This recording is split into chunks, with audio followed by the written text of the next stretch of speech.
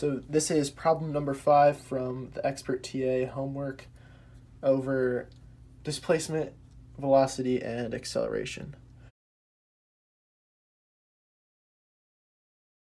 So for each problem, I'm going to basically define what we're looking for in the problem.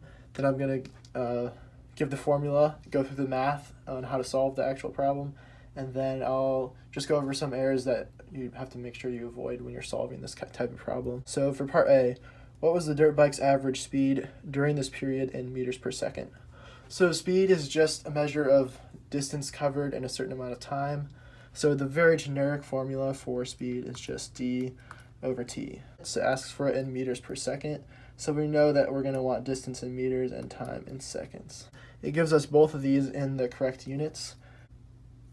This is a very simple problem. You just have to do the division. When you do the division, you get 4.6 meters per second. So when you're doing a problem like this, even though it might seem really simple, just make sure you always include the units when you're doing your math.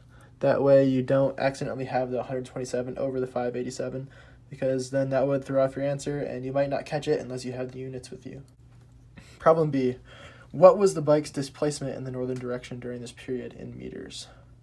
So displacement is how far from the origin is something. In this problem, it's starting at 0, and direction matters when you're working with displacement. So it starts with 0 and it moves in the positive direction, which is important. And we know exactly how far it moves in the positive direction from the origin. So 587 meters. No math is required because the starting point is at 0. So however far it moves from the origin is going to be the displacement. And we also know it's going to be a positive value because it's moving in the positive direction on the plane. So part C. What was the dirt bike's average velocity in the northern direction in this period in meters per second? Velocity is the change in an object's displacement in a certain time. And the formula for velocity is v equals change in position over change in time.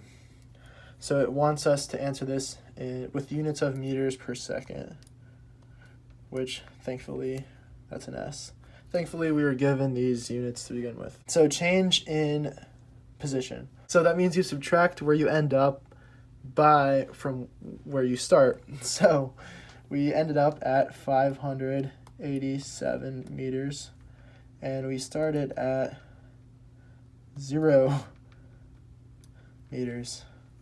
Change in time, that's just time elapsed, so we know that is 127 seconds. 4.6 meters per second. That is the answer. So for part D, if the dirt bike's final velocity at TF was 12 meters per second, what was the dirt bike's average acceleration in the northern direction during this period in meters per second squared? So acceleration is the change in an object's velocity in a certain amount of time. Acceleration is the change in velocity over change in time. And the units it wants from us is meters per second squared.